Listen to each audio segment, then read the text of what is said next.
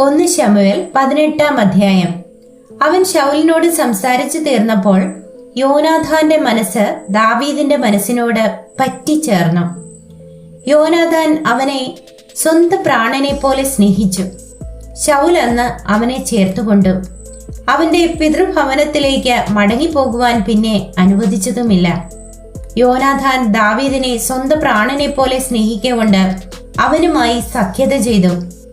യോനാഥാൻ താൻ ധരിച്ചിരുന്ന മേലങ്കി ഊരി അതും തന്റെ വസ്ത്രവും വാളും വില്ലും അരക്കച്ചിയും ദാവീദിന് കൊടുത്തു. ശൗൽ അയക്കുന്നിടത്തൊക്കെയും ദാവീദ് പോയി കാര്യാദികളെ വിവേകത്തോടെ നടത്തും. അതുകൊണ്ട് ശൗൽ അവനെ പടജ്ജനത്തിന് മേധാവിയാക്കി. ഇത് സർവ്വജനത്തിനും ശൗലിന്റെ ഭൃത്യന്മാർക്കും ബോധിച്ചു.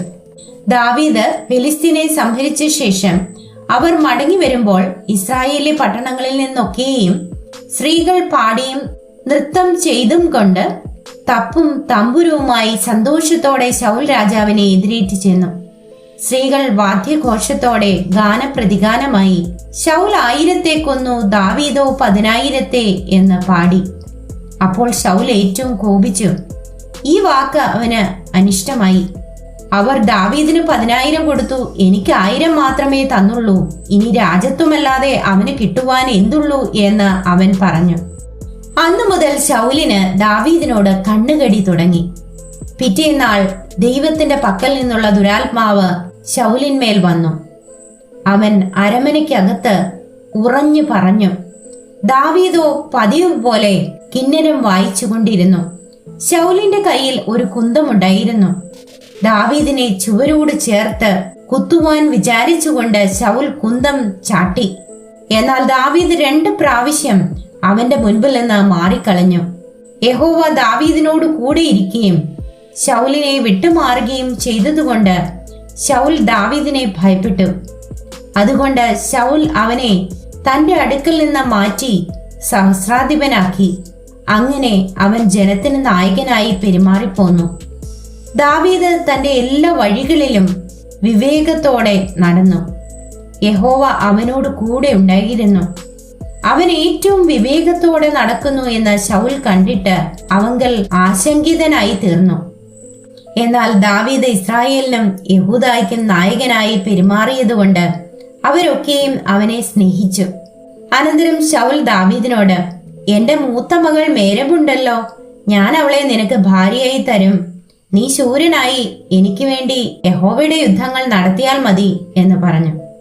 എന്റെ കൈയല്ല, ഫെലിസ്ത്യരുടെ കൈ അവന്റെ മേൽ വീഴുവാൻ സംഗതി വരട്ടെ എന്ന് ശൗൽ വിചാരിച്ചു. ദാവീദ് ശൗലിനോട്, രാജാവിന്റെ മരുമകനായിരിക്കാൻ ഞാൻ ആർ? ഇസ്രായേലിൽ എന്റെ അസ്മാദികളും എന്റെ പിതൃഭവനവും എന്തുള്ളൂ എന്ന് പറഞ്ഞു. ശൗലിന്റെ മകളായ മേരബിനെ ദാവീദിന് കൊടുക്കേണ്ടിയിരുന്ന സമയത്ത് അവളെ മെഹോലാത്യനായ അദ്രിയേലിന് ഭാര്യയായി കൊടുത്തു. ശൗലിന്റെ മകളായ മീഖളോ ദാവീദിനെ സ്നേഹിച്ചു. അത് ശൗലിന് അറിവ് കിട്ടി. കാര്യം അവന് ഇഷ്ടമായി. അവൾ അവന് ഒരു കെണിയായിരിക്കേണ്ടതിനും ഫിലിസ്ത്യരുടെ കൈ അവന്റെ മേൽ വീഴേണ്ടതിനും ഞാൻ അവളെ അവന് കൊടുക്കും എന്ന് ശൗൽ വിചാരിച്ച് ദാവീദിനോട്, നീ ഈ 2ാം പ്രാവശ്യം എനിക്ക് മരുമകനായി തീരേണം എന്ന് പറഞ്ഞു. പിന്നെ ശൗൽ തന്റെ ഭൃത്യന്മാരോട്, നിങ്ങൾ സ്വകാര്യമായി ദാവീദിനോട് സംസാരിച്ച്, ഇതാ രാജാവിന് നിന്നെ പ്രിയമാകുന്നു, അവന്റെ ഭൃത്യന്മാരൊക്കെയും നിന്നെ സ്നേഹിക്കുന്നു, ആകയാൽ നീ രാജാവിന്റെ മരുമകനായി തീരേണം എന്ന് പറവിൻ എന്ന് കൽപ്പിച്ചു. ശൗലിന്റെ ഭൃത്യന്മാർ ആ വാക്ക് ദാവീദിനോട് പറഞ്ഞാറേ, ദാവീദ് രാജാവിന്റെ മരുമകനാകുന്നത് അല്പകാര്യമെന്ന് നിങ്ങൾക്ക് തോന്നുന്നുവോ? ഞാൻ ദരിദ്രനും എളിയവനും ആകുന്നുവല്ലോ എന്ന് പറഞ്ഞു. ശൗലിന്റെ ഭൃത്യന്മാർ ദാവീദ് ഇപ്രകാരം പറഞ്ഞു എന്ന് ബോധിപ്പിച്ചു.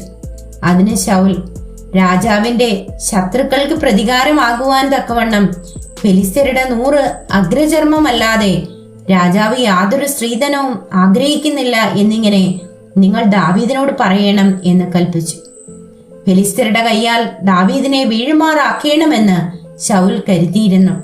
ഭൃത്യന്മാർ ദാവീദിനോട് ഈ വാക്ക് അറിയിച്ചപ്പോൾ രാജാവിന്റെ മരുമകനാകുവാൻ ദാവീദിന് സന്തോഷമായി.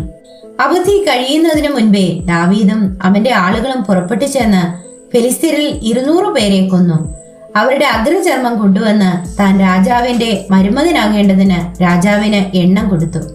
ശൗൽ തന്റെ മകളായ മീഖളിനെ അവന് ഭാര്യയായി കൊടുത്തു.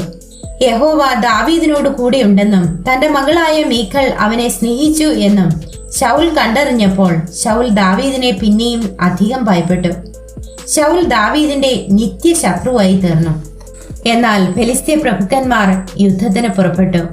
അവർ പുറപ്പെടുമ്പോഴൊക്കെയും ദാവീദ് ശൗലിന്റെ സകല ഭൃത്യന്മാരെക്കാളും കൃതാർത്ഥനായിരുന്നു. അവന്റെ പേർ വിസ്തൃതമായി തീർന്നു.